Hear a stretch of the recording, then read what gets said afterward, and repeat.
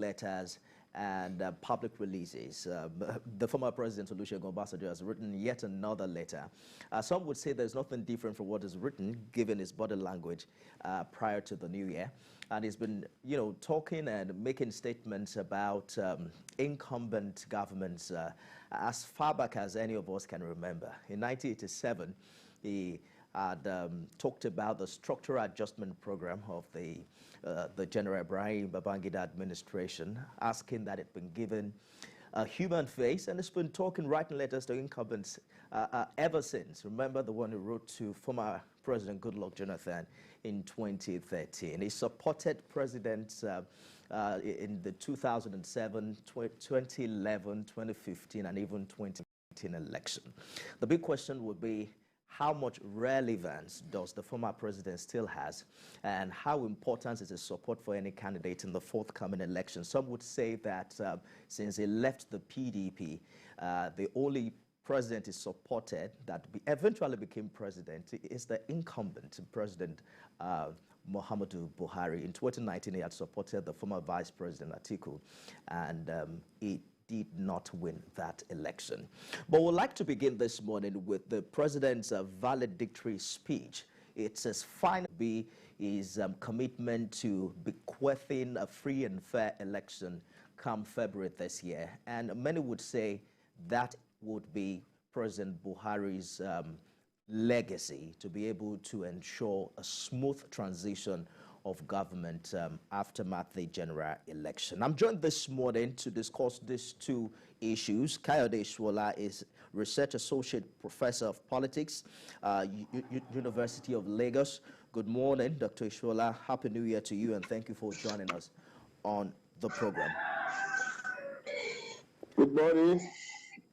It's a pleasure being here. Indeed. Happy New Year to you too. Happy New Year to you too. Thank you so much for joining us. Olukayo Salako is the chairman, Labour Party, Lagos State. Mr. Salako, it's good to have you here again. Yeah, good morning, my dear brother. The last time we had a sit down was last year, January. Happy New Year. Happy New Year to you. Yeah, good to be here in the studio with you again. Absolutely. As usual. As usual. Dr. Shola, let me begin with you. Let's identify a few things about what the president talked about for the new year. Apparently, this will be his last speech as president. It gives Nigeria an edge when you consider the fact that in other African countries, presidents would like to stay beyond the constitutionally allowed tenure. Rwanda is doing very well, but the president has been there now for 22 years.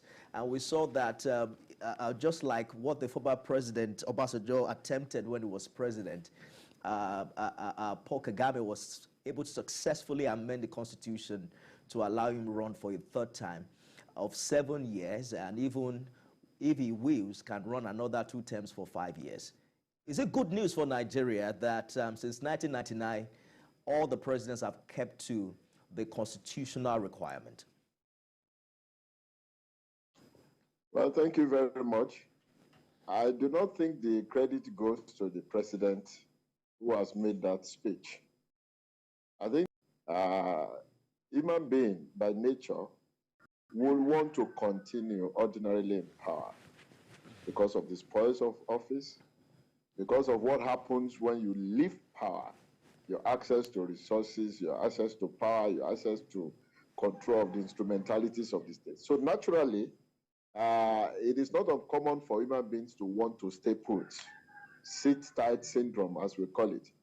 But I'm sure the player is aware that Nigeria's democracy has gone far beyond where that can happen. You gave the antecedent of Obasanjo and how it ended. And of course, any thinking person will know that even when I want this, if I attempt this, it is not going to work. So it is good news for Nigeria, and we're advancing, albeit slowly. But I don't think there's any credit to be given to whoever makes that statement. He knows that it is not possible at all, not in this place. All right. What do you think about that? You think that, because I know that in the preceding year, there were reports that the incumbent president was willing to extend, and he has come once and again to say, well, that's not going to happen. I'm out of this place in 8 years. You don't think he deserves some credit at all? Well, thank you. When something is not possible, it is not possible. A former president tried it. He tried to extend his tenure. It didn't work. He met the brick wall. He met the resistance. It didn't work. And nobody has tried it again. That is the provision of the Constitution of the Federal Republic of Nigeria, that a president shall only serve for 2 terms of 4 years, 4 years each. Any attempt to want to extend it is, to me, is gluttonous. Yorubas call it ojukokoro. You've done 8 years out of a country of over 200 million. Only you cannot be holding sway to power permanently, longer than necessary. Not even to talk of Longer than required by the Constitution. not even to talk of the requirement, according to the requirements of the Constitution.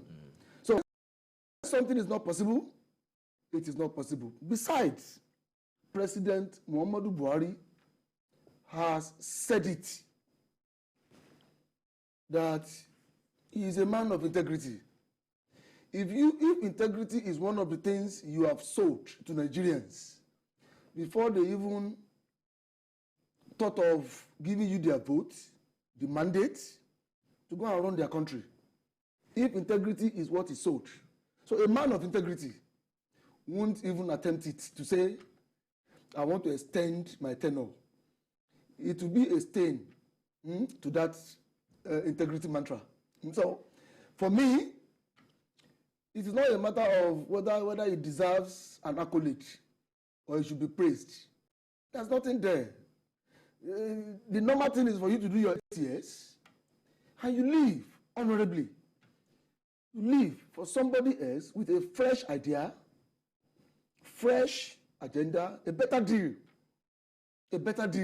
for Nigerians to come in, to continue. Government is in a continuum. So where President Muhammadu Buhari is going to be leaving it, another president, by God's grace, my own president, with a fresh and better ideas, better deal for Nigerians. So both of you shall be coming in to take over. Seem to agree that the incumbent president deserves no accolade to have decided to stick to the requirements of the Constitution. Dr. Ishola, I also want to just quickly remind you of the suggestion made by former President Goodluck Jonathan while he was president for a single term, 8-year, 2-term available for incumbent presidency as far as Nigeria is concerned. There's a psychological dimension to power, as I observe it in the Nigerian parlance. When people come to the political office, after 2-3 years, you see in them a tone of wanting to leave as soon as possible. But you also see the disposition of not being able to leave because of the fear of what happens when they leave office. I think that is what you can observe in the Buhari at this point. And coming to the issue of 7 years single tenure, well, it's an idea, it's a suggestion. It's neither here nor there. But you know that, as much as I know, that over the years, almost all Nigerian presidents have been able to get their second tenure, with the exception of Goodluck Jonathan, who made that suggestion. And that exception is also in the technical sense, because, he once was acting before it became the substantive. So whether that is good or not cannot be cast in iron. It's only Nigerians who will decide that. And of course, the decision will not come until there's a drill of conversation around it. And we look at the pros and the cons and we allow it to go.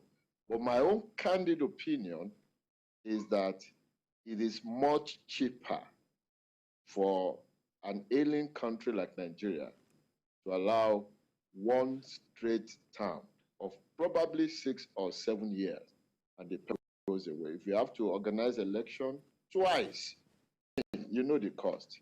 That money can be channeled to other things that will lead to development of the country, my view. But that is also telling that the civil society must be very strong in such a polity that will adopt that system. Because otherwise it becomes once you appoint somebody to be in office for 7 years and you don't have a strong civil society that will operate checks and balances on the person, you may get into a very deep political crisis that you may not be able to survive. So in summary, it's neither here nor there, but I think it is cheaper for Nigeria because of the state of our development. But while it is cheaper and it is recommended, we must ensure that if we will practice society, must be in the bits and balances. All right. In a short while, we're going to turn our attention to the content of Mr. President's speech, particularly as it relates to the forthcoming election this year. We'll take a short break and return with more. Don't go away.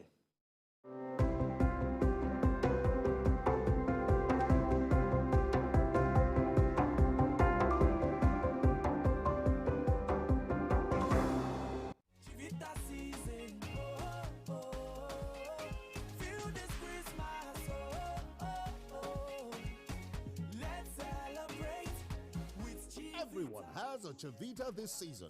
What's your Chivita? Never miss a moment. Instant breaking news from all over the globe. Live streaming of your favorite programs delivered directly to you. Watch anytime from anywhere on your mobile or smart devices. Download the TVC News app today. Available on Google Play and Apple Store. Politics is defined as getting what, where, when, and how. But in the mix, many things come to play to shape the political fortune of any country. Honorable Minister, that's how you misinform the public. From the political actors to the electorate, campaign to voting, from debates to policy decisions, big events happen to engage us in constant conversation. That's what we're looking for. Not some people who are talking about ethnicity. No. Who is on your mind? Don't worry. Join me every day on Politics Tonight, where we dissect issues that shape our political destiny. Politics Tonight, weekdays on TVC News. Every week, Green Angle, in partnership with Wild Aid, will bring you a documentary series on environmental issues affecting Nigeria's amazing biodiversity, from climate change, air pollution, wildlife conservation. We will be traveling across Nigeria to give you on-the-ground report of the issues affecting our environment.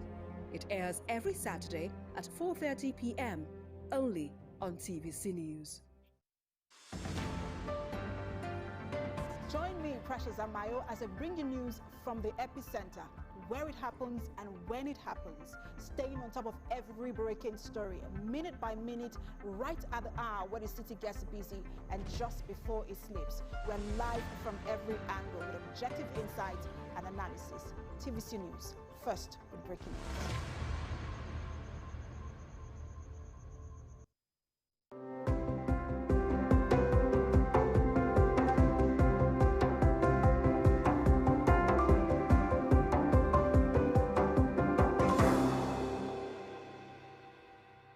Stayed with us on the program this morning with Mr. Dr. Kayode Shola is the Associate Professor of Politics, University of Lagos. I also have here with me in the studio Luke Kayode Salako, Chairman Labour Party in Lagos State. Thank you, gentlemen, for staying the course on the program this morning. For the 10th time, President Buhari has again assured Nigerians of a free, fair and credible election come February. As a matter of fact, he did mention that the collective will and votes of Nigerians will be fulfilled in 2023, and he made the statement in his New Year message for Nigerians, which was made available on Saturday. In addition to My personal commitment and executive promise to see to the letter that the 2023 elections being diligently conducted by INEC will be free and fair. He says that the collective electoral will and votes of Nigerians will be fulfilled, even in the twilight moments of my watch. That should be a good news for the Labour Party. He's also reference to the new Electoral Act, which would make it difficult to tamper with elections as before. Yes, we will always be happy in our own party. We will always be happy to hear that from the assurances the outgoing president can continue to give. We hope that he's not just saying it, that he means it, and is going to live true to the letter of living that legacy, because that is the only, enviable legacy. Good legacy means that president can leave behind. You see, Nigerians are groaning out there. They want a change of political platform.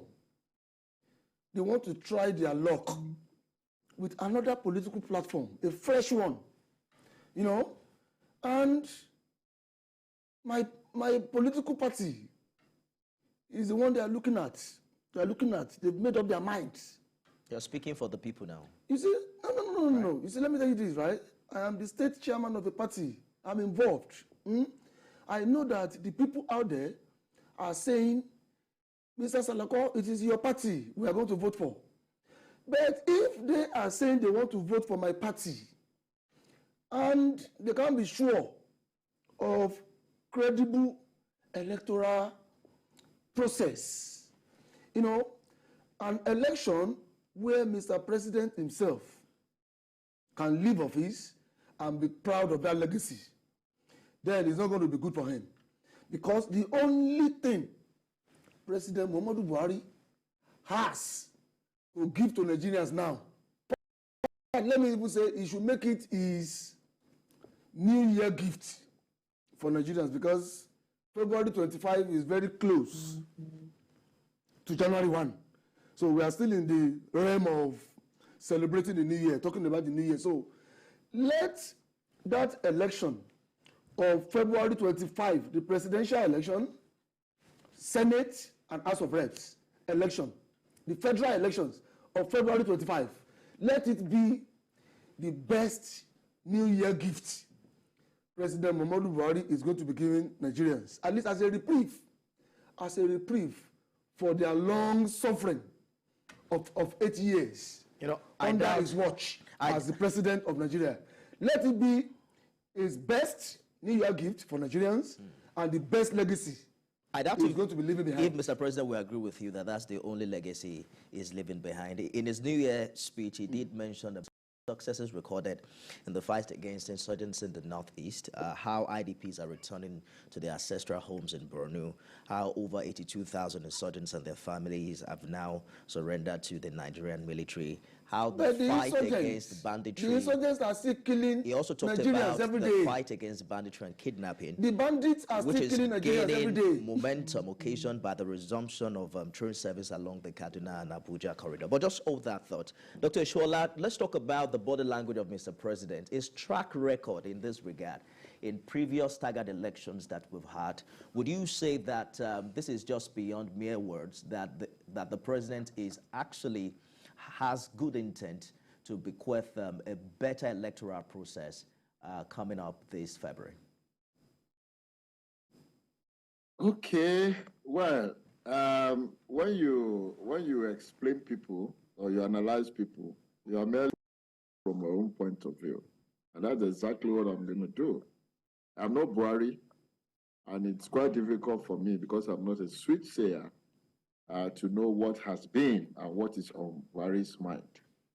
But for the person reading from afar, there are two possibilities in assessing a Buhari. One, someone who appears, and I'm choosing my words carefully, appears to have some good radical intention to make a country good, but at the same time lacks the intellectual and physical capacity to do so. In other words, it's like the biblical phrase, the soul is willing, but the body is weak. That is a picture of Buhari that exists in the Nigerian public. It could also be because he has that intention and he has the intellectual capacity, let's assume, but he underrates the depth of the cabal who have been so much entrenched in hijacking the political system. And at the time, he decided to give up. When in Yoruba parlance, people say, "Àwọn tó láyé," they are not referring to the spirit. They are referring to the cabals who decide what happened in the world. So, in a way, I see Buhari, and the public sees Buhari, as someone who might probably have some good intentions in ruling Nigeria better than what we have had before him. But he lacks the capacity. I mean, for instance, the way the issue of ASU was handled, education in Nigeria, you will see a president who is a university professor in there, you will not understand what they are doing. So, in as much as he probably wanted, but his capacity to understand the importance of this sector is low because he has never been part of it. So, he probably has good intention, but the capacity is low. And, again, he probably underrated the depth of the problem he was coming to address in 2015 when they rebaptized him as a holy person. Let me hold you for a minute, Doctor, because you really haven't spoken to my question as regards his intention for the forthcoming election. But George has called in from Ikeja. Good morning, George. Good morning, Nifemi. Happy New Year to you and to your guests.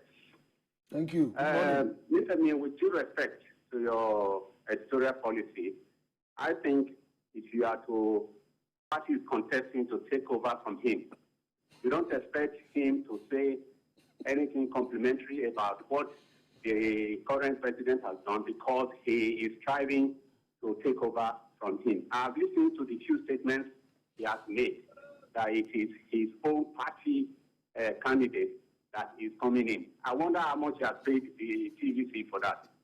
Be that as it may, truth must be told. We are independent observers. I may have my bias in terms of who I think is fit to run this country. But if you are talking about what Buhari has done, these 7.5 years he has been there, it's not a failure, as the opponents will want us to believe. We have seen that about 70% of the trunk A roads in Nigeria has been fixed by this man. If Wike did not talk, we will know that he has given over $1 trillion to governors in the Niger Delta region, to which has not been given to them by previous governments since 1999. The Labour Party candidate, who is a Lagos State chairman, is sitting before you, was part and parcel of the PDP government that brought Nigeria to its knees. And we are aware that his candidate, because of insecurity, lives in Lagos.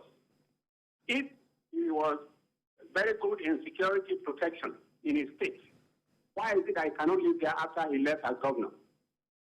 I am talking about facts. Northeast, as it stands today, Nifemi, is not what it used to be in 2015. Go to Maiduguri. I saw, if you have your video clips, show the current outlook of Maiduguri. The outlook of Maiduguri infrastructure is better than Anambra State. It is about the fourth in the country in terms of rating. This is a state that has been under war since 2009. We are talking about facts here. If you look at the ordinary man on the street, the people that have benefited from government grants, these 5,000 naira and SME grants, they are far.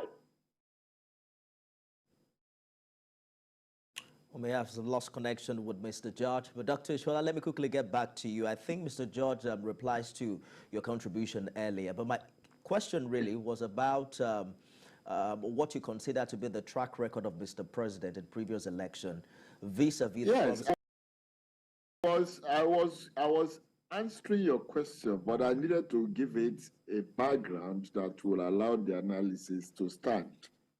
I talked about intention, perhaps with limited capacity and health. I also talked about probably underrating the enormity of the problem that it was coming to solve. That's my response. On the other side, which is the second image of the Buhari you see in the Nigerian public, is someone who has developed the country, like my friend who just made a call was trying to say. There is no denying that roads have been constructed. We now have rails and all this stuff. But we should also balance it by asking critical questions about the essence of the state, the essence of government, for security of lives and property of the people. That is it. To what extent have we achieved that? That has to be asked. And then the economy, which is the way people survive every day. What is the reward system in Nigeria? In 2015, minimum wage was probably the same 30,000 naira. Today, minimum wage is 30,000 naira. Look at the gap between naira and dollar. So the ordinary man on the street who is struggling to feed, who is struggling to pay house rent, will probably not think first of the roads constructed and the railways constructed.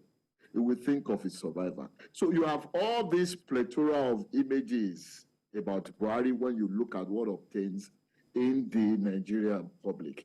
I think the summary of it all is that Nigerians should know, and that is my take in this matter, that election is not and will never be enough in any political system.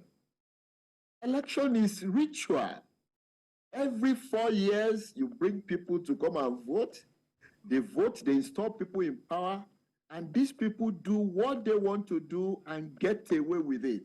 And you start clamoring for change. When the change comes, you bring in another person who does almost the same thing, and then you wait for another 4 years. It's a ritual of the ballot box. Election does not change a political system. Never. What changes the political system is holistic political participation on Dr. the Shola, part of the I'm afraid people. we have to go on a break now. It's apparent that opinions are divided as to Mr. President's performance in the past 7.5 years. There are some who would say that global inflation has earned this break. We'll also take a look at what appears to be the latest letter coming in from former President Olusegun Obasanjo. Stay with us.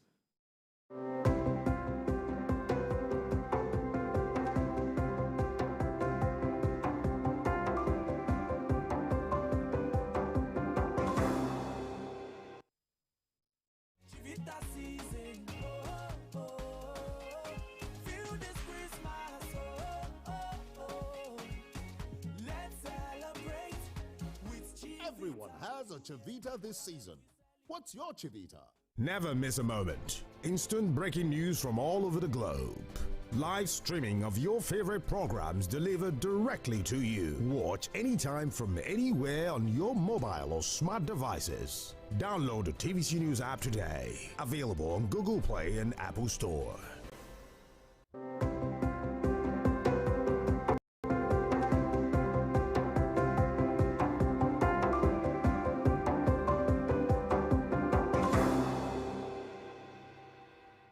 Kayode Salako, Chairman, Labour Party, Lagos State, is here with me in the studio. I also have Dr. Kayode Shola, Associate Professor of Politics, University of Lagos, who's joining us live from Paris.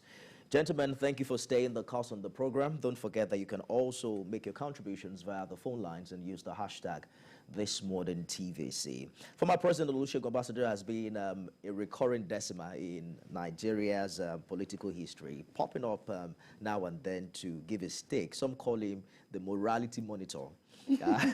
of those in power. You can trace as back as his comments on the actualization of the June 12, 1993 election, where he had said that the acclaimed of that election was not the Messiah Nigeria needed. It's hard to consider his letter without considering his person. But as a politician now, and saying that his decision favors your party, what do you have to say about his person and his contribution to Nigerian politics prior to this time? Well, Obasanjo, Olusegun Obasanjo, was a former president of our country. He spent 8 years running the country. And up to now, he still believes that his own period as the president of Nigeria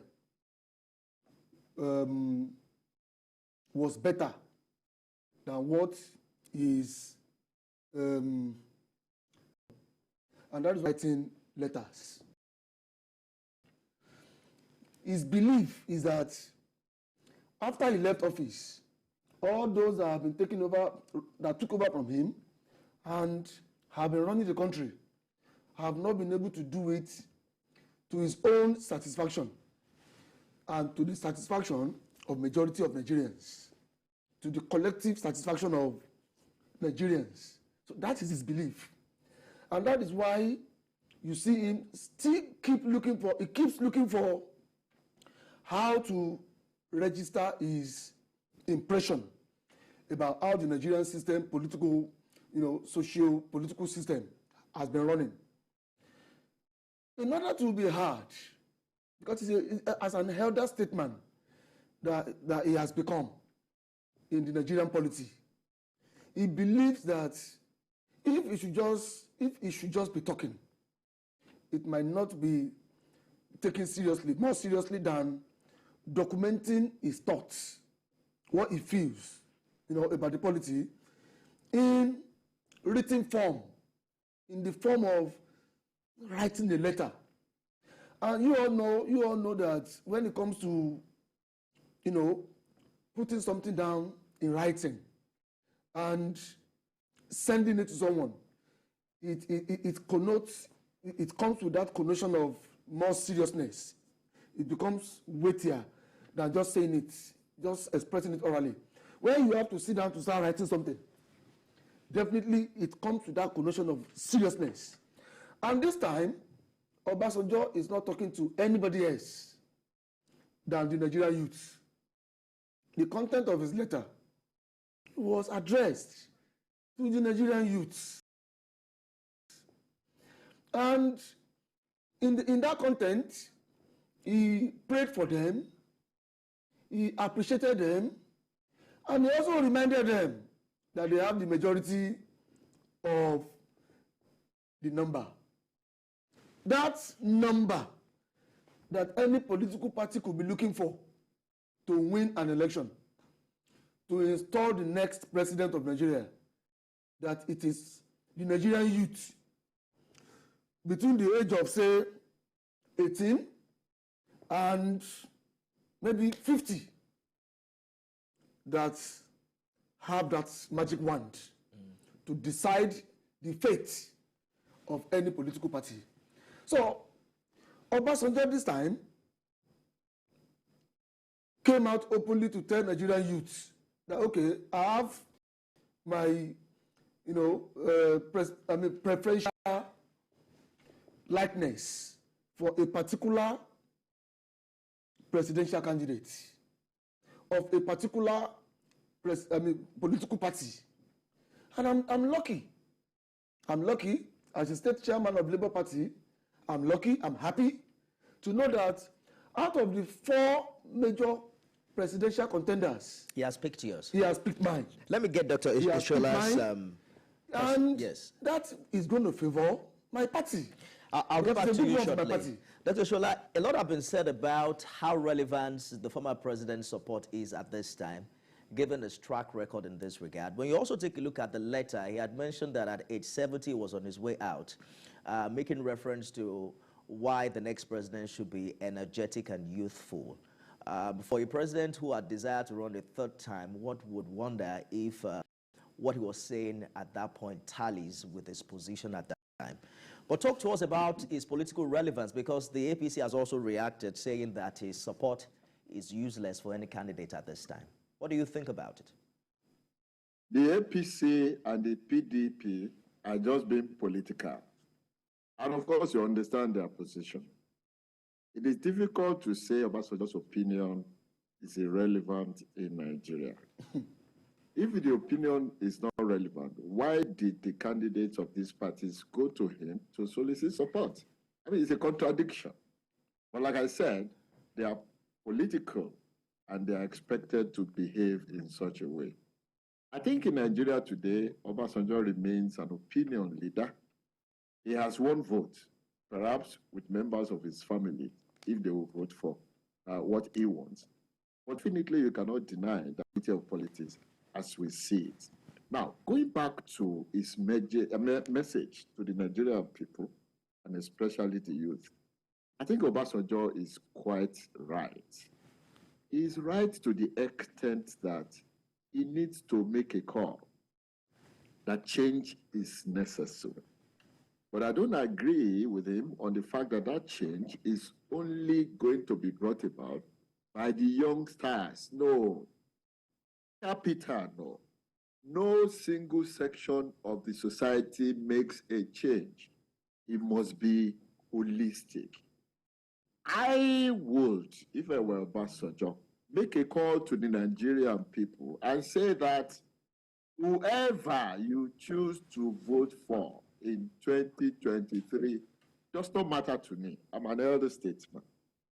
What matters to me is that once the people get to power, do not go to sleep. Eternal vigilance is the driver of democracy. And that's the point I was trying to make that break. Elections don't change political system. They only change political leadership. But the moment you conduct election, that will be my own Obasanjo's message to the Nigerian people. Immediately you will elect a leader and the person takes up office, eternally you must be vigilant towards him. If he makes a statement, discuss it, criticize it, engage it. If there is need for demonstration, you demonstrate. If there is need for commendation, you commend. That person will sit up and know that it is not business as usual. It is not a game of I've had my 4 years until another 4 years again. It is not a case of Atito Jebolo Shalowo Kubabento. That for me is the problem of Nigeria, and that is what I think the president of Obasanjo likes. All right. As elder statesmen should be talking about, not just to point towards one direction. I hear you, Dr. Ishwala. Very quickly, let's take this call from Otukpo in Benue State. Good morning, Emmanuel. Good morning. Thank you for waiting for a long time. Please go ahead with your contribution. Happy New Year. Wish you the same.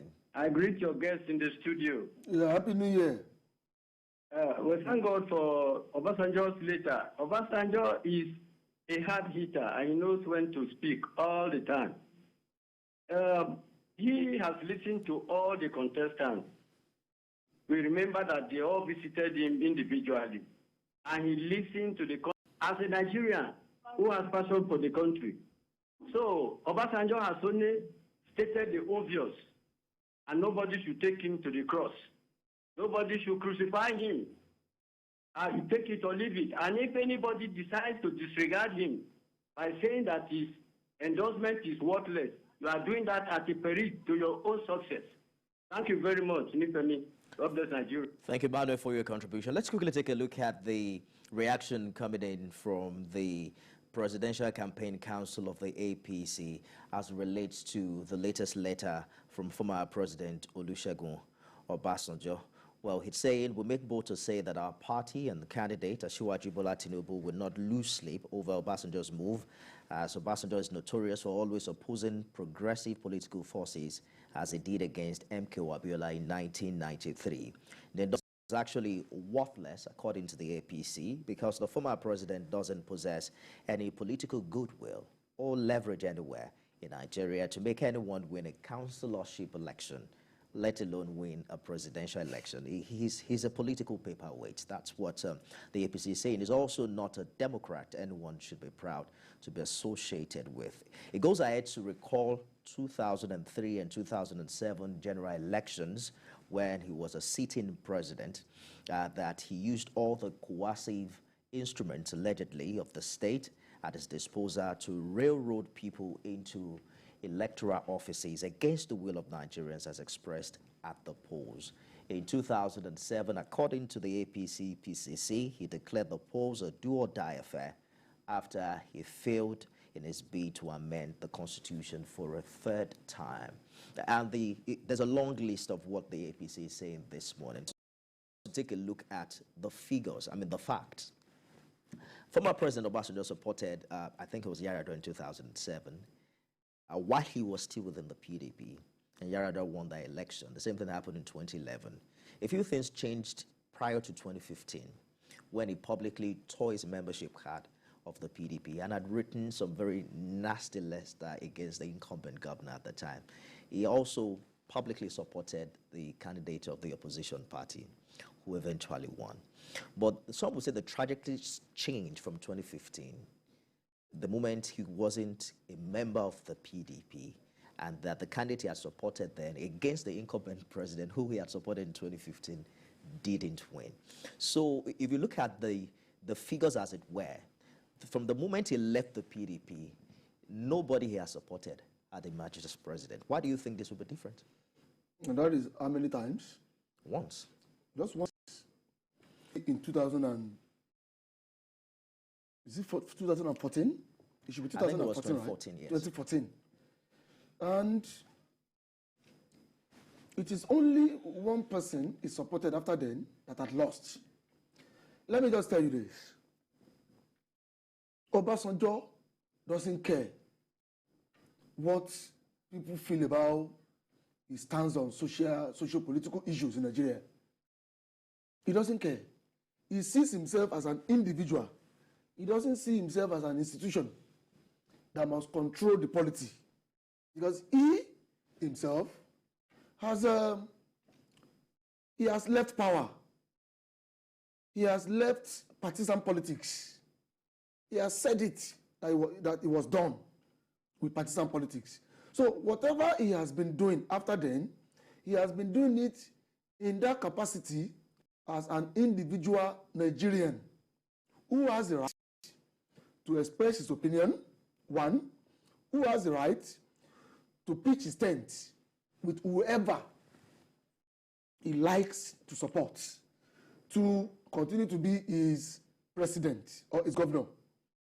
Obasanjo has been operating since he left partisan politics as an individual person who has the right to express himself and also to give his support to whoever he feels that want to contest an election for public office in Nigeria. For me, Obasanjo hasn't done anything wrong. He is an individual. In the content of his letter, he didn't put it there that he had written the letter because it would influence the collective will of Nigerians. Let me hold it for a minute. Yeah.